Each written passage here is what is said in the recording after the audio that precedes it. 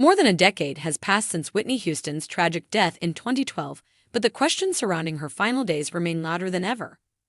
Her passing at the Beverly Hilton Hotel, just hours before Clive Davis' pre-Grammy party, rocked the world. But now, in light of recent events, it appears the silence surrounding that night may finally be breaking. The source, none other than Ray J, Whitney's rumored flame, and Kevin Costner, the man who once declared her his one true love. A haunting confession from Ray J.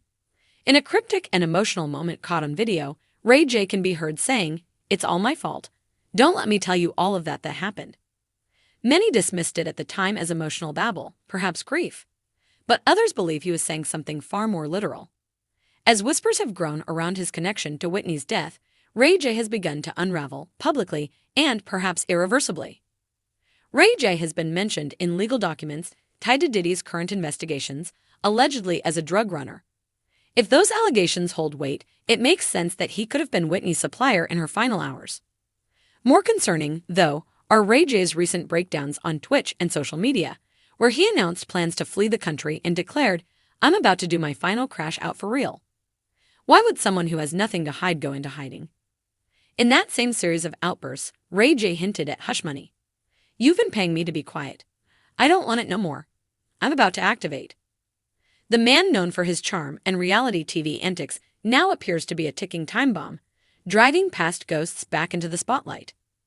The connection to Diddy's name continues to appear in every shadowy corner of the entertainment industry's darkest mysteries, and Whitney Houston's death is no exception. Sources allege that Diddy may have been the one who arranged for Ray J to provide substances to Whitney. Some claim he didn't act alone, but he may have been doing the dirty work for someone even more powerful. The disturbing part: Clive Davis' legendary pre-Grammy party went on uninterrupted downstairs at the Beverly Hilton Hotel, while Whitney lay lifeless in her suite above. The coldness of that decision alone raises questions. Who had the authority to let the show go on? And why? Leola Brown, Bobby Brown's outspoken sister, made her suspicions known immediately.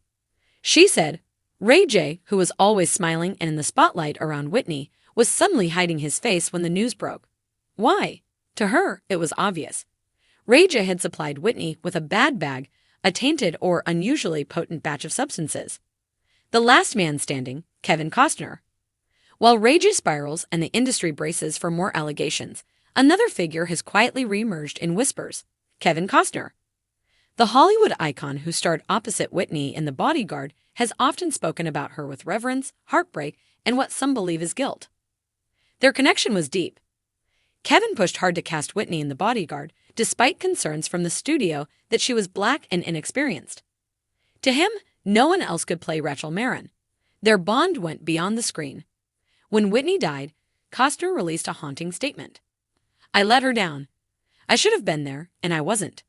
I will live with that pain forever." This was no casual eulogy. Kevin has repeatedly referred to Whitney as his one true love. Sources have claimed he couldn't stop staring at her during filming, and friends alleged they had a romantic spark that Whitney ultimately extinguished to pursue Bobby Brown. Kevin has also revealed that he used to write letters to Whitney in her final years, hoping to help her break free from her addictions. On Entertainment Tonight, he once said, "The myth is that you can reach into someone's life and change it."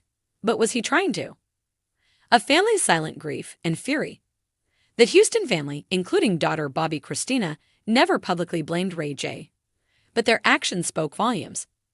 At the 2012 Billboard Awards, when Bobby Christina accepted a posthumous award for her mother, the family reportedly tried to have Ray J removed from the venue and even arrested. You don't try to arrest someone unless you believe they had a hand in something sinister. And that wasn't the first time. Even at the Beverly Hilton on the night of Whitney's death, accounts suggest Brandy was looking for her brother at the party, odd considering he publicly claimed not to be there. His lawyer issued a statement denying Leola Brown's accusations, but inconsistencies have continued to pile up. The media wanted the story. Ray J confirmed he was offered millions to speak about his final days with Whitney. But he refused, claiming, "That's not good money. That's just not right. My karma would be bad." Or perhaps the truth was too dangerous. Kevin's eulogy, or A Widow's Farewell. At Whitney's funeral, Kevin Costner delivered one of the most moving eulogies of all time.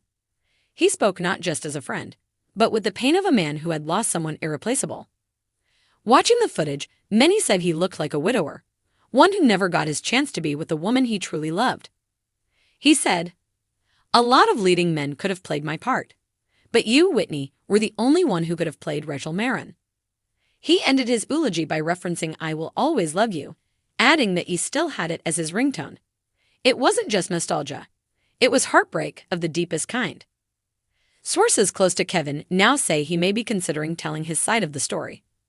Allegedly, Whitney confided in him about the people she feared, the games being played behind the scenes, and who was trying to control her. If that information were to come out now, it could blow the lid off of decades of silence, and potentially link names like Diddy and Ray J to one of the most shocking deaths in music history. Whitney's view of the Hollywood machine. While many in the industry embraced the glamour and excess of Hollywood, Whitney Houston kept her distance. Insiders say she viewed people like Diddy as part of the machine she was trying to escape. Despite this, Diddy has spoken on Whitney in interviews as if they were close. But his own words betray him. "I didn't really know her, but I hustled my way into her wedding." It doesn't sound like a deep friendship. It sounds like opportunism.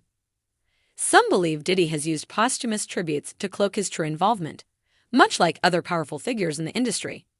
And if Ray J is indeed running drugs for Diddy, as alleged in legal documents, it's no stretch to suggest their paths may have crossed in Whitney's final hours. The storm is coming. Ray J's behavior over the past few months has been anything but normal.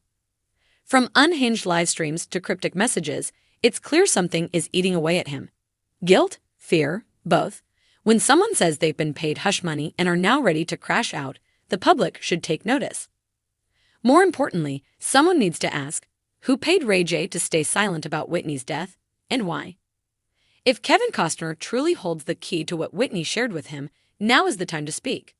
Not just for closure, but for justice. Final thoughts. Whitney Houston was more than a voice.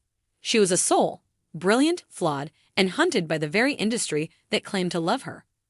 In the years since her death, many have capitalized on her legacy, but few have sought the truth. As Ray J edges closer to a public collapse and Kevin Costner considers breaking his silence, the puzzle pieces are beginning to shift. Diddy's name, once synonymous with power and parties, now lingers in the backdrop of some of the music industry's darkest mysteries. Perhaps the real question is not whether Ray J or Diddy were involved in Whitney's death, but how deep the cover-up goes. If Kevin Costner really loved her the way he says he did, then maybe, just maybe, it's time for him to save her, this time with the truth.